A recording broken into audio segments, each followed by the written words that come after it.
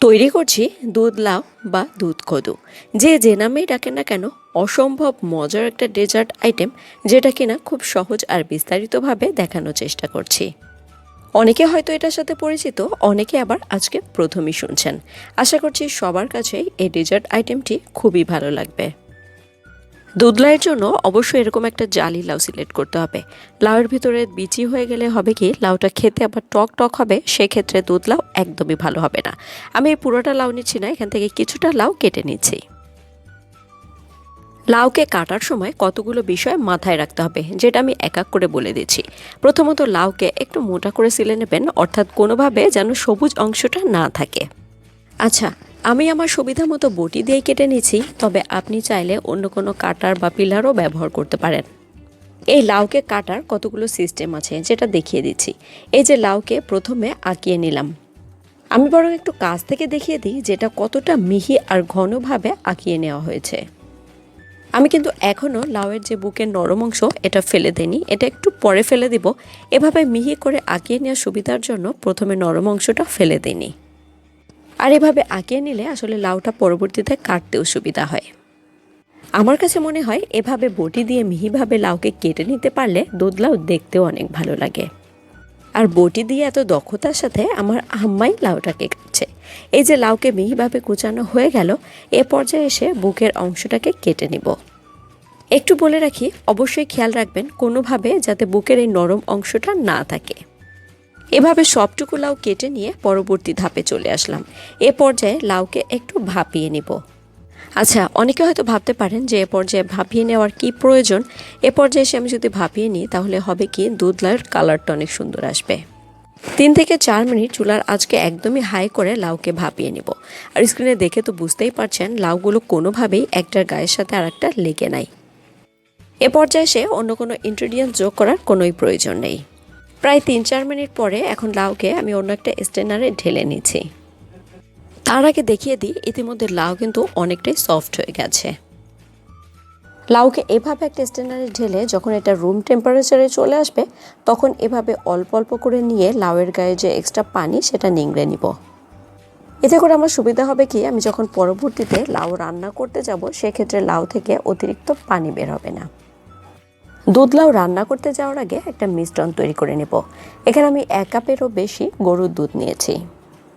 এই মিশ্রণটা অবশ্যই আগে থেকে তৈরি করে নেবেন। এখানে 4 টেবিল চামচ চালের গুঁড়া ব্যবহার করছি। এই যে মিশ্রণটা তৈরি করছি, এটা কি কাজে লাগবে এটা একটু পরেই দেখিয়ে দেব। এই দুধের সাথে চালের গুঁড়া ভালোভাবে মিক্স করে একটা সাইডে রেখে দেব, আর তারপরে পরবর্তী স্টেপে চলে যাব। যেহেতু ডেজার্টের নাম দুধ লাউ বা দুধ কদু, দুধ তো লাগবেই। এ পর্যায়ে দুধের সাথে কিছু গরম মশলা অ্যাড করছি। এখানে 2 টুকরো দারচিনি ব্যবহার করলাম।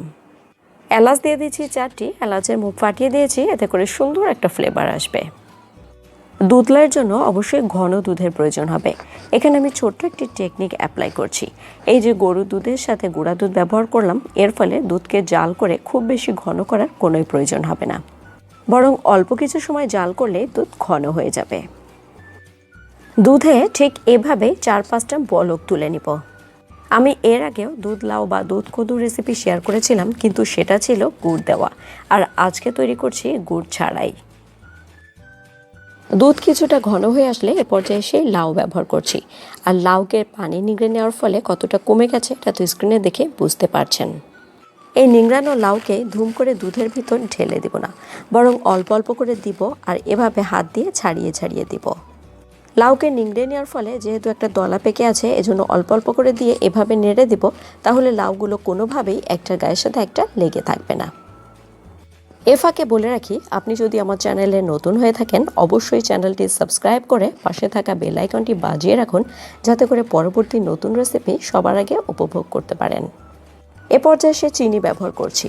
আচ্ছা, আমি 1 কাপেরও বেশি চিনি ব্যবহার করলাম, তবে চিনির পরিমাণটা আপনার স্বাদের উপরে নির্ভর করে। এ পর্যায়ে থেকে চুলার আঁচ মিডিয়াম করে রাখছি, তা না হলে হবে কি, দুধ টেনে যাবে কিন্তু লাউ সিদ্ধ হবে না। এ পর্যায়ে মিষ্টির ব্যালেন্সটা ঠিক রাখার জন্য সামান্য পরিমাণ লবণ ব্যবহার করলাম। এখন চুলার আঁচ মিডিয়াম করেই এভাবে নাড়াচাড়া করতে থাকবো।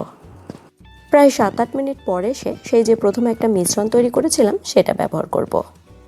তবে চালের গুঁড়া যেহেতু অনেক সময় রেখে দিলে তলানিতে জমে যায়, এজন্য দেওয়ার আগে অবশ্যই এভাবে একটু নাড়িয়ে চাড়িয়ে নিচ্ছি। এই মিশ্রণটা ব্যবহার করতে হবে লাউ পারফেক্টলি সিদ্ধ হয়ে যাওয়ার পরে।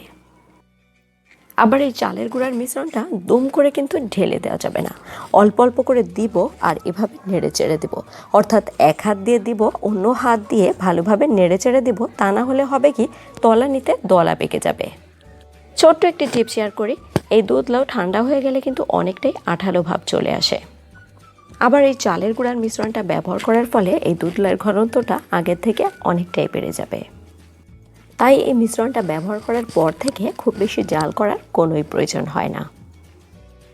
আরও 3 থেকে 4 মিনিট জাল করার ফলে হয়তো দেখতে পাচ্ছেন এর ঘনত্বটা আগে থেকে কতটা বেশি।